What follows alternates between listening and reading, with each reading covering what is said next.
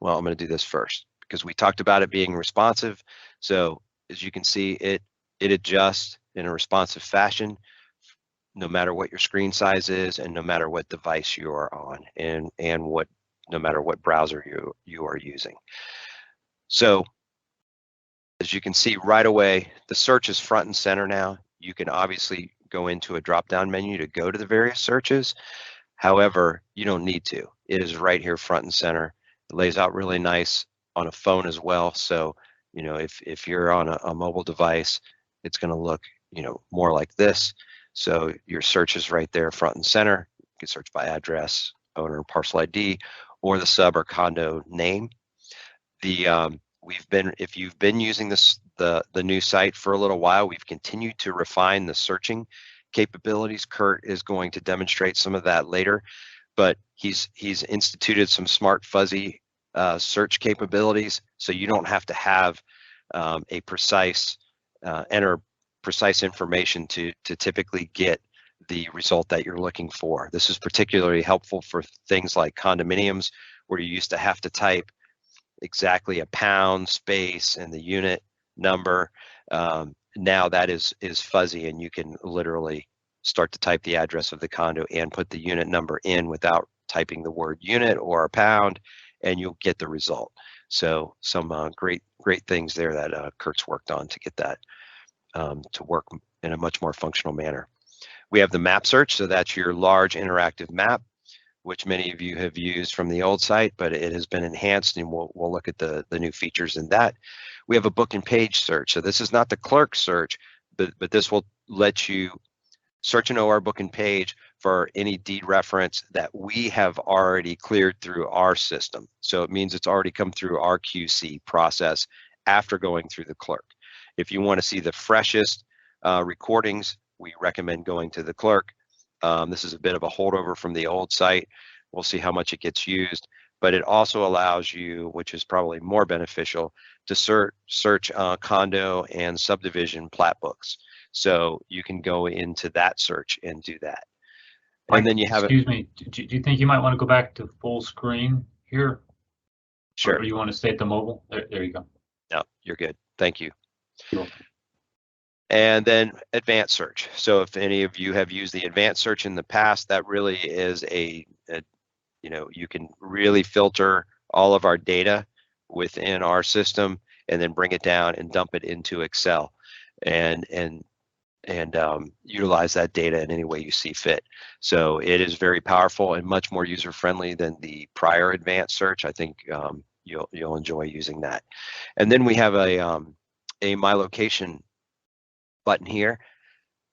Excuse me. So if you are on a location enabled device, mobile device, and you click that, for example, if I pulled up in the driveway of a home, touch that button, I'm going to get a drop down with a couple of address results that are nearest to me, and the one I'm literally parked on will likely be the one that I want to touch, and we'll pull that parcel detail from where I stand.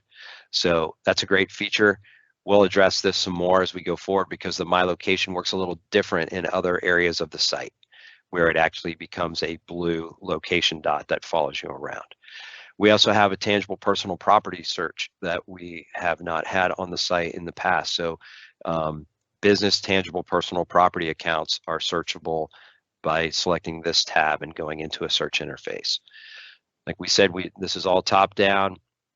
All your tools, forms, and data here. Our exemption information is here. We have an extensive list of how-to-Is for people to get questions answered quickly. We have a Learn About section where people can deep dive into information about our office, information about appraisals and assessments, how the property tax process works, what's going on with recent legislation and other law. And you can register, obviously, for our public education events, such as the one that you are attending right now. Then we have a Contact Us section where you can schedule speakers, you can join. Well, that mailing list is actually going to change to our newsletter list, but we're still making some fine tuning tweaks. You can follow us on social media here on Facebook, and we'll be expanding to some other social media platforms soon, and you'll see those icons appear as we add them. And we have a fairly robust YouTube channel at this point. We've been adding the prior public education sessions as we've delivered them over the last year and a half. We do those monthly in most cases, and we try to adjust them to what the public and business environments needs are that are timely on the tax roll calendar. So you can check that out. We'll continue to add website help tips there. That'll be in video format in short digest pieces. You can obviously right here. I'm sorry, Kurt, go ahead. Go ahead. Well, Mike, sorry, I thought you had paused, but on my location, it's 150 feet. Just to let our users know that Okay. If it doesn't seem to bring up one, it may be because it's set at 150 feet, just to let their users know. Okay, great. And does that go from the centroid of the parcel, or does it go from the boundary? It goes from the edge of the polygon. So it takes that polygon and it goes 150 feet out around that polygon. So if you're not getting a match, you may be on a big Really polygon big and a small one or something. Yeah. So okay, excellent. I'll let you know. Thanks for sharing that, Kurt. That's good info. For the time being, as long as the old site is up, you'll be able to jump back to the old site if you so wish. I think as you start to drive this, you will not want to go back because you'll find this does everything and more. You can change the language of the website here.